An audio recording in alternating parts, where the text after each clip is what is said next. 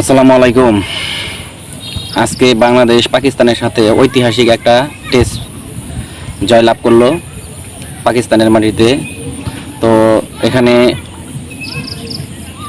বাংলাদেশ ক্রিকেটের একটা poster boy, icon cricketer Shakib Al Hasan, বিশ্বসেরা অলরাউন্ডার, তারও অনেক অবদান ছিল। তিনি হলেন এখন হত্যা মামলার আসামি। তো যাই হোক, অভিনন্দন বাংলাদেশ টিমকে। এখন কিছুদিন আগে আমরা শুনতাম যে গাইবী মামলা, আজগবি মামলা, এগুলো আসলে বুঝতাম না। তো এখন সাকিব আল হাসান যে খুনের মামলার আসামি, 30 নম্বর নাকি 28 নম্বর নাকি 18 নম্বর তোমার আসামি আর কি ওই কেসের, তিনি যে হত্যাকাণ্ডের আসামি, তিনি যখন এই হত্যাটি হয় তখন কিন্তু কানাডায় ছিলেন সাকিব আল হাসান। এই যে ছাত্রদের যে আন্দোলন হইল, তখন কিন্তু সাকিব আল হাসান দেশে ছিলেন না, এবং কি এখনো পর্যন্ত তিনি দেশে নাই। এখন যে তিনি বাংলাদেশের হয়ে বাংলাদেশের জার্সি গায়ে তিনি বিশ্বের দরবারে বাংলাদেশের প্রতিনিধিত্ব করছেন, হ্যাঁ, এখনো তিনি সেই বাহিরে, এখনো পর্যন্ত কিন্তু দেশে আসেন নাই। সাকিব আল হাসান বেয়াদব, সাকিব আল হাসান অহংকারী, সাকিব আল হাসান মেজাজ গরম, ইত্যাদি ইত্যাদি আমরা জানি, আমরা সমালোচনা করছি। আমি নিজেও কয়েকটা কন্টেন্ট তার বিরুদ্ধে বা তৈরি করেছি। কিন্তু সেই সাকিব আল হাসান আজকে হত্যা মামলার আসামি। আপনি কি এটা বিশ্বাস করেন, বা বাংলাদেশের মানুষ কি এটা বিশ্বাস করে যে সাকিব আল হাসান তিনি যে হত্যা মামলার আসামি, কিংবা তিনি নির্দেশদাতা কিংবা অর্থ যোগানদাতা এই একজন মানুষকে হত্যা করা?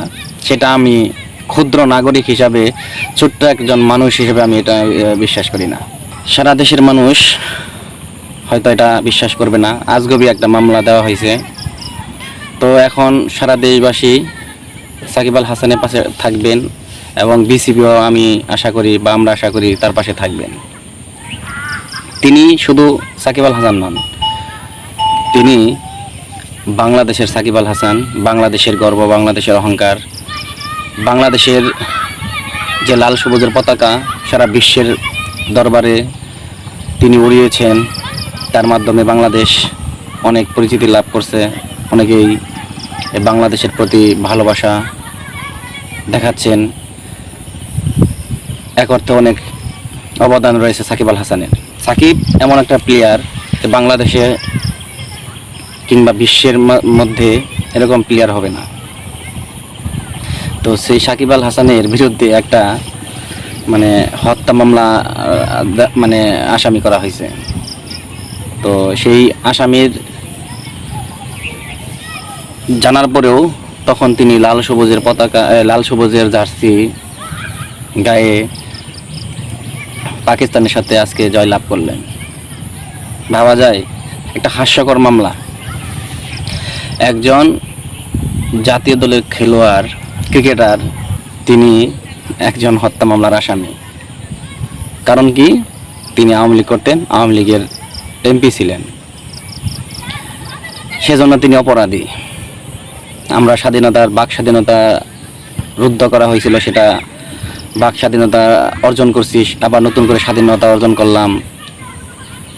কিন্তু যদি এরকম হাস্যকর মামলা দেওয়া হয়, যখন তিনি ছিলেন না দেশে, এখনও তিনি নাই দেশে, তিনি দেশের হয়ে এখনও খেলছেন, তার বিরুদ্ধে একটা মামলা দেওয়া হলো। কেমন প্লেয়ার? সারা বিশ্বে তার মতো প্লেয়ার নাই। সারা বাংলাদেশে খুঁজেও তার মতো সাকিব আল হাসান আর আদৌ পাওয়া যাবে কিনা এটা অসম্ভব। এরকম একটা প্লেয়ারকে আপনারা হত্যা মামলা দিলেন। মানুষ একটা দলের প্রতি কতটা ক্ষুব্ধ, কতটা রাগ, সেজন্য সেই দলের নাম নিতে পারবে না, বা সেই দলের কেউ সাপোর্ট হতে পারবে না, সেই দলের পদ পদবি নিয়ে রাস্তায় হাঁটতে পারবে না, এই পরিস্থিতি হয়ে গেছে। তো ওখানটা কিসের জন্য স্বাধীনতা, কিসের জন্য স্বাধীন হইল? প্রতিপক্ষের বিরুদ্ধে যদি অবস্থান করে তাহলেই সেই মামলা দেওয়া হবে, তাহলেই তাকে দেশদ্রোহী বলা হবে, তাকে রাজাকার বলা হবে, তাকে জামায়াত শিবির বলা হবে, তাকে অমুক দলের দালাল, অমুক দলের দালাল, তো এই মুহূর্তে আমরা দেশবাসী সবাই আছি। সাকিব আল হাসানের অনেক কিছু দেওয়ার আছে আরও। এই দেশের জন্য তিনি অনেক কিছু করছেন, নিজেও এই দেশের খেলোয়াড় হয়ে অনেক কিছু করতে পেরেছেন, এবং কি দেশেরও তিনি অনেক কিছু করছেন।